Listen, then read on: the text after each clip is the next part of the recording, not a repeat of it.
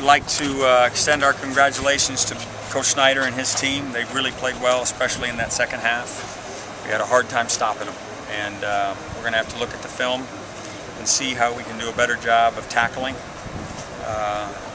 Part of it, obviously, is we didn't get to tackle very much in training camp when we lost another offensive lineman just because of the danger of that, but it's no excuse. We got to tackle, and we were not as good as we needed to be against a fine running team like they have.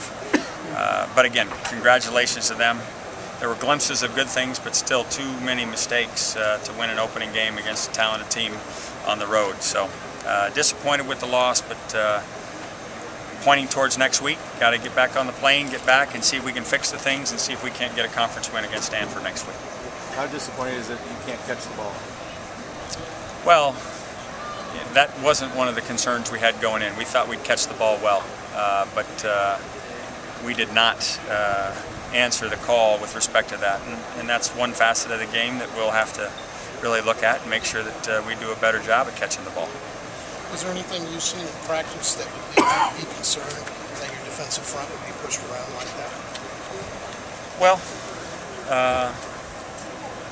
other than the fact that we're not playing with a lot of guys who had experience, you know, there was nothing but we weren't tackling. You know, if there's one thing that I have to wonder about if I was right, was to go away from tackling. I know why I did it, and it seemed like the prudent thing to do, but tackling is a skill, and we didn't play well enough in that department to win the football game. Can you analyze Kevin Prince? You know, given the rust and given where he was a week ago, I thought he played pretty well. I know there's some things that he wants back, but if we hang on to the ball, I think we're happier than we are right now.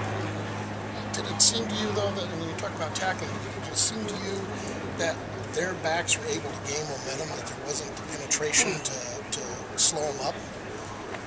I'll have to wait and look at the tape. Certainly, it looked like, and especially in the second half, they were having their way in the running game. We were not able to control the line of scrimmage, and that's one of the axioms of playing sound football, especially on that side of the ball. Rick, what's you see on the fumble on Kevin? Well, you know, it's one of those things. It looks like he gets it caused by the ground. They called it on the ground, and then they blew the whistle and looked at the replay. I have no idea what the replay looked like. They don't have televisions in our booth or anything, so we'll just assume that conclusively that it came out early. You can't do it. You can't fumble the football. By rule, though, when the ball even came out early, the referee had ruled the ball, he was down. Right. So isn't that theoretically a stoppage of play, and you can't even award the ball to the other team? It depends on if you can detect who recovered the fumble. If it's clear that they recovered the fumble, then it's a reviewable play. If there's a big scrum for the ball and you can't tell who would have gotten the ball, then it's non-reviewable. So I'm assuming that it was clear who had the ball after he got away from it. How did you end up with 12 men on the field in the first quarter? We had a young secondary player not see the substitution. I was trying to call timeout, but from the bench where I am, I couldn't get the guy's attention. I was coming down the bench area, but I couldn't get his attention. How big was their first touchdown in the second half in terms of momentum swing?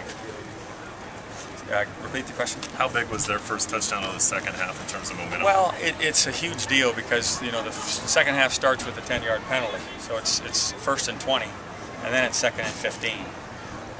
And we gave up a 12-yard pass to their tight end, so now it's 3rd and 3, and then they get the big play on 3rd down and 3 on a little option that we did not tackle well and play it very well, and I think the next play they run it in, or maybe just 2 plays later. But that was I don't know that our defense ever came back after that. You know, we looked to have control in the first half after the opening drive, and that was a punch in the mouth. There's no question. Talk about the late hit on Keem Ayers. Well, it was not a very smart play, but it was not a hit. It was a little push on the sideline, and was unnecessary. Would you understand it better if it was a hit, that at least he had his momentum going and he was trying to make a play, but it looked like everybody stopped and he was shoving? Yeah, it was a selfish play, and one that we can't have on defense, anywhere on the football team. What's your impression of your own running game? We've got some chances. You know, first time out, there's going to be some growing pains. but I saw enough good things to think that there's reason for optimism. Sigh of relief when Kai hit that first field goal.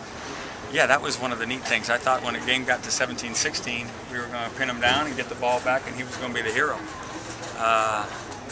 But you know, he's the best kicker in the country, and he went through the warm-ups and said, "I feel good." We were just going to keep him into shorter range, and you know, he's a great guy to have on your team. Can you just talk a little bit about Daniel Thomas and why he was so tough to take down?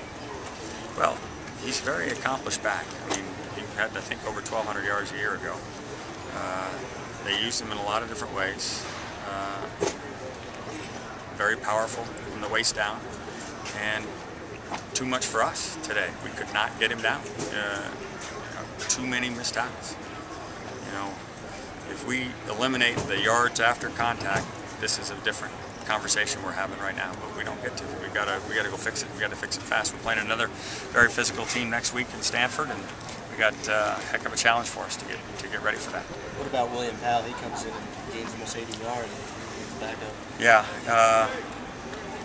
they had us on the ropes, and it was a good 1-2 punch. I looked up at the scoreboard walking off the field. I think they had over 300 yards rushing. That's not UCLA football. That's not how we play, and it can't be how we play if we expect to have any kind of success this year.